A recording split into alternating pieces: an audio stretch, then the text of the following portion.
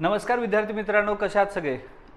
उत्तम आहात? नुकताच गट क ची पूर्वपरीक्षा झाली. सगळ्यांनाच तो पेपर जो आहे तो थोडा मॉडरेट म्हणजे मध्यम आणि अवघड स्थितीमध्ये गेला. तरी सुद्धा एक सगळ्यात आनंदाची गोष्ट ही आहे की इंडियन पॉलिटीचा पेपर जो आहे तो इंडियन पॉलिटीचे प्रश्न हा खूप सोपा पॅटर्न होता. तरी सुद्धा जसं मी संभाव्य प्रश्नपत्रिका किंवा संभाव्य प्रश्नसंचाचे उत्तर वगैरे पाहतोय, त्यावेळेस मला असं वाटलं की आपण याच्यावरती व्हिडिओ मारला पाहिजे. कारण बऱ्याच वेळेला थोडा गोंधळ होण्याची शक्यता आहे. यातले काही प्रश्न जे आहेत जे तुम्ही पाहताय संभाव्य उत्तरांच्या मध्ये ते थोडे चुकीचे आहेत आणि त्यामुळे हा व्हिडिओ जो आहे तो मारलेला आहे. तर अशी पद्धतशीरित्या आणि विथ प्रूफ जे आहे ते देऊन हा व्हिडिओ मारण्याचा संकल्प असतो. तो आपण चालू घडामोडीला सुद्धा करतो आणि हा जो कार्यक्रम आहे इथं सुद्धा विथ प्रूफ.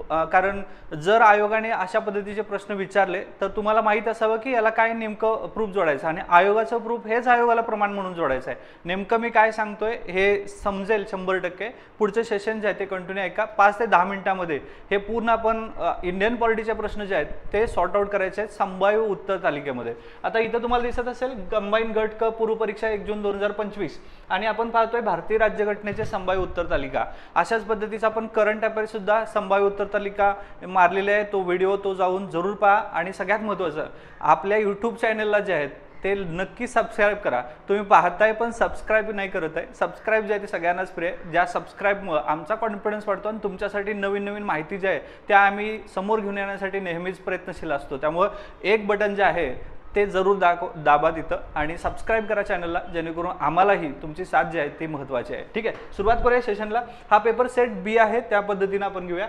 पहिला प्रश्न बघा. प्रश्न जो आहे नंबर 1, भारतीय संविधानाच्या कलम 165च्या संदर्भात राज्य सरकारच्या कायदेशीर सल्लागार कोण आहे? खूप सोपा प्रश्न आहे. 165 मध्ये कायदेशीर सल्लागार कोण असतो? महाधिवक्ता. तर शोधा. पर्याय क्रमांक 3 मध्ये आहे बघा हा महाधिवक्ता. ठीक आहे, तर हे प्रश्नाचं उत्तर येणार 100%. पुढे जाऊया. हा दुसरा प्रश्न आहे म्हणजे ब मध्ये 52वा प्रश्न. पुढील विधाने विचारात घेऊया. 73वी घटनादुरुस्ती कायद्यानं भारतातील ग्रामीण भागासाठी पंचायत राज व्यवस्थेच्या घटनेत भाग 9 जो आहे तो समाविष्ट केलेला आहे. म्हणजे 73 मध्ये काय केलेलं आहे? 9 केलेलं आहे. आणि 74व्या घटनादुरुस्तीनुसार काय केलंय? शहरी स्थानिक स्वराज्य संस्था आणि भाग 9 जोडलेला आहे. तर हे लक्षात ठेवा, 9 जोडलेलं आहे आणि शहरी स्थानिक आणि भारतातील ग्रामीण. हा प्रश्न सोपा याच्यासाठी म्हणतोय कारण 73 आणि 74 मधल्या तारखा दिलेल्या नाहीत 1992. त्यामुळे तारखांचा गोंधळ नाही. सरळ सरळ 73 9 आणि 74वी 9 सांगितले. 9 आणि 9 म्हणजे दोन्ही बरोबर आहेत. काय विचारले? कोणते विधाने बरोबर आहेत? तर हे लक्षात ठेवा, इथं पर्याय क्रमांक 3 उत्तर येणार. ए आणि बी दोन्ही बरोबर आहे. ठीक आहे, त्यामुळे हा प्रश्न जो आहे तो सोपा स्तरावरती मांडेल कारण इथं 1992 91 असा काही गोंधळच नाही. ठीक आहे, पुढचा प्रश्न.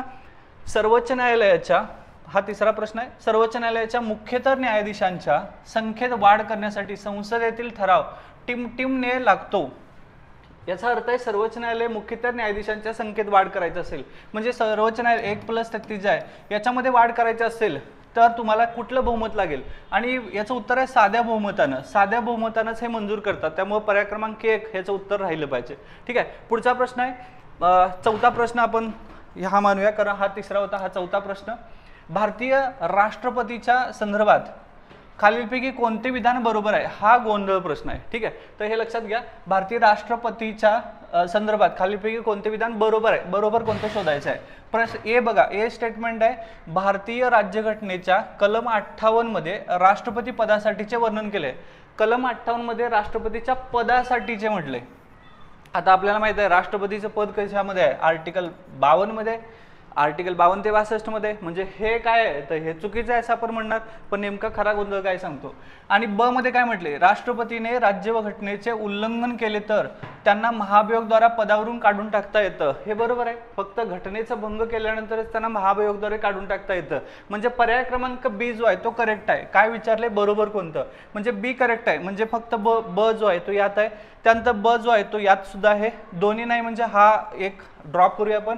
एक तर फक्त ब किंवा ए बी दोन्ही असं उत्तर यायला पाहिजे. आता इथं आपण काय करणार? फक्त ब करणार. कारण का?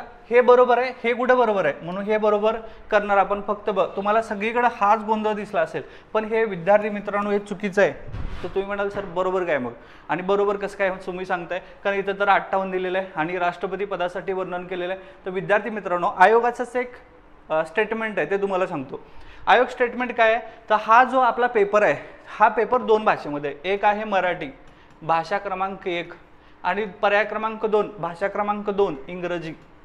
आता आयोग काय म्हणतं, आयोगाच्या भाषेत सांगतो, जर अशा प्रश्नांच्या मध्ये म्हणजे गोंधळ झाला असेल तर, मराठीमध्ये गोंधळ झाला असेल तर, म्हणजे एखाद्या प्रश्नांच्या बद्दल साशंकता मनामध्ये झाली प्रश्नांच्या बद्दल, तर आयोग असं म्हणतं की भाषा क्रमांक 2 जो आहे तो प्रमाण मानावा. म्हणजे भाषा क्रमांक 2 कुठलं, इंग्रजी, आणि इंग्रजी हे प्रमाण माना म्हणतं.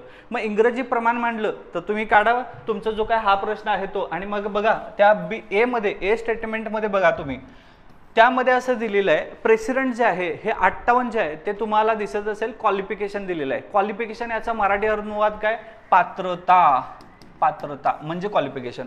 म्हणजे इंग्लिशमध्ये काय दिलंय, क्वालिफिकेशन, आणि मराठीमध्ये दिलेलं काय, पदासाठीचे वर्णन दिलेलं आहे. त्यामुळे हा गोंधळ झाला तर पर्याय क्रमांक बी जे आहे ते करेक्ट, म्हणजे इंग्रजी भाषेमधलं प्रमाण आहे. आणि यासाठी सगळ्यात सोर्स कुठला आहे, भारताचं संविधान. भारताच्या संविधानामधलं आर्टिकल 58 हे क्वालिफिकेशन पात्रताबद्दल सांगतं, जे की इंग्लिशमध्ये क्वालिफिकेशन दिलेलं आहे. त्यामुळे याचं उत्तर जे आहे विद्यार्थी मित्रांनो, याचं उत्तर ए आणि बी हे दोन्ही बरोबर आहे हे आलं पाहिजे.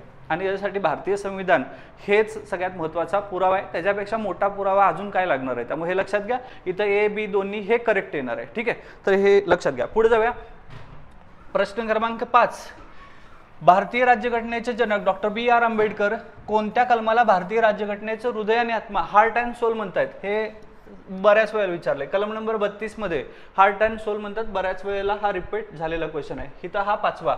पुढचा प्रश्न 6वा, भारतीय संविधानाच्या कोणत्या कलमात विधानसभेची तरतूद आहे, तरतूद म्हटलेलं आहे. आता हे लक्षात ठेवा, विधानसभेची तरतूद कुठे आहे रे, आर्टिकल 170 मध्ये, कलम 170. विधिमंडळ 168, 169, 170 याच्यामध्ये बरेच लोक गोंधळ करतात. परत एकदा मी सांगतो, इंग्लिश भाषेमध्ये बघा, इंग्लिश भाषेमध्ये ते दिलं असेल, त्यामुळे याचं उत्तर 170 असं यायला पाहिजे. ठीक आहे. पुढचा प्रश्न 7वा, कोणती अनुसूची शेड्यूल केंद्र आणि राज्यामधली अधिकारांची विभाजनी संबंधित आहे. आता अधिकारांनी केंद्र आणि राज्याच्या अधिकाराच्या विभाजनासंदर्भात ही अनुसूची क्रमांक 7 आहे. अनुसूची क्रमांक 7 पर्याय क्रमांक 3 याचं उत्तर यायला पाहिजे. पुढचा प्रश्न आहे, हा कितवा होता, 7वा. हा 8वा प्रश्न, भारतीय संविधानाच्या खालीलपैकी कोणत्या कलमाद्वारे पंचायतीमध्ये महिलांना आरक्षणाची तरतूद सांगितलेली आहे. आता महिलांच्यासाठी आरक्षण आपण बघितलंय कुठला आहे, article 243. A for gram sabha, B C D, D for काय, दिया, दिया काय, आरक्षण, दिया आरक्षण, डी फॉर दिया आरक्षण कुठे आहे बघा, पर्याय क्रमांक 3 कलम नंबर 243 डी. सगळेच प्रश्न 15चे 15 आपल्या नोट्स मधले होते सगळे. अर्जुन कदम क्लास नोट्स जे आहे त्याचं पुस्तक लवकरच येणार आहे ऑगस्टमध्ये, जरूर घ्या. त्याच्यामध्ये सगळे प्रश्न जे आहेत हे याच वर्षी नाही, गेली 4-5 वर्ष जेवढे काही प्रिलिम झाल्या, मेन झाल्या, याच्यावरती एकही प्रश्न जे आहेत तो आलेला नाही, हे सोडून.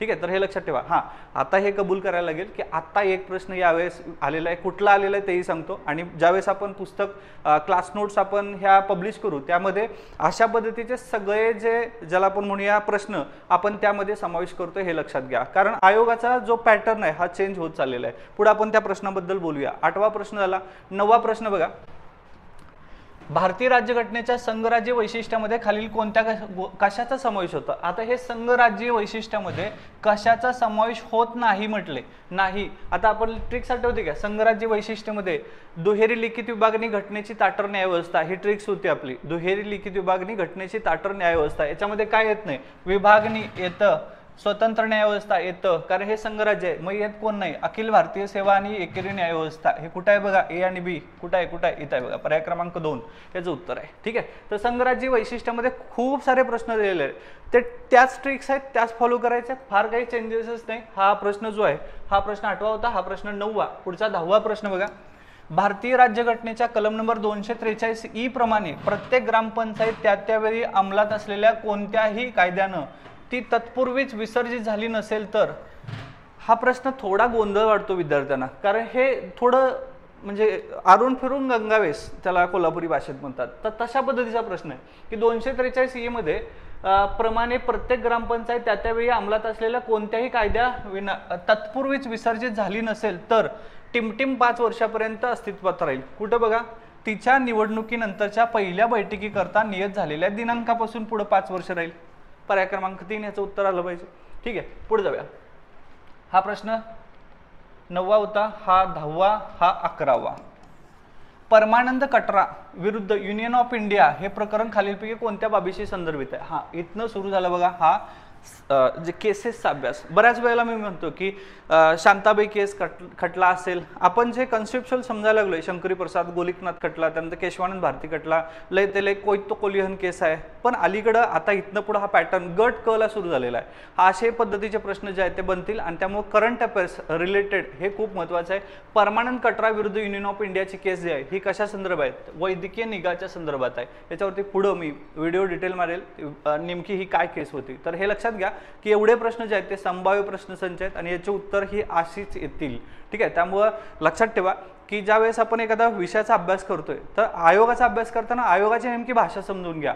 तुम्हाला इकॉनॉमिक्स मधले, इंडियन पॉलिटी मधले आणि सायन्स मध्ये असे प्रश्न जे आहेत त्या प्रश्नांची उत्तरं मराठीत वेगळी दिसत आहेत आणि याचा इंग्रजी अनुवाद वेगळा होतो आणि त्यामुळे इंग्रजी अनुवादाचा प्रमाणच ते उत्तर बरोबर राहील. आणि त्यामुळं आपण दोन्ही भाषेमधले, म्हणून मी म्हणतोय बाबांनो आयोगाचे PYQ घ्या, आयोगाचे ज्यामध्ये दोन्ही भाषा आहेत, मराठी भाषा आणि इंग्रजी भाषा. म्हणजे तुम्हाला असे या प्रश्नपत्रिकेमध्ये अजून एक असा प्रश्न आहे जो मराठीत वेगळा प्रश्न वाटतो आणि इंग्रजीमध्ये प्रश्नाचं स्वरूप जे आहे ते वेगळंच वाटतं. असे दोन प्रश्न आहेत, म्हणजे दोन प्रश्न म्हणजे खूप मोठी गोष्ट झाली.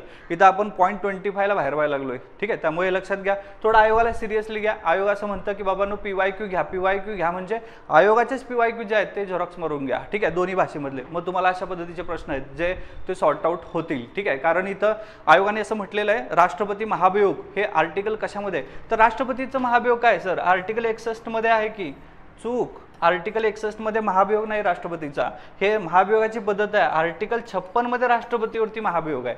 समजते का? त्यामुळे अशा पद्धतीचे प्रश्न जे आहेत म्हणजे गट कला क माणूस नका. म्हणजे असं झालेलं आहे की सर गट क पेपर सोडवताना आम्हाला हेच कळना की हे गट ब चा पेपर क ला दिलाय आणि क चा पेपर बहुधा ब ला दिलेला आहे. असं एकंदरीत झाले का काय? कारण कठीण तर तिथं पाहिजे होतं पण इथं नाही. हे लक्षात घ्या की 2023च्या आधी गट क चा कट ऑफ किती लागला होता? 61.25 लागलेला होता.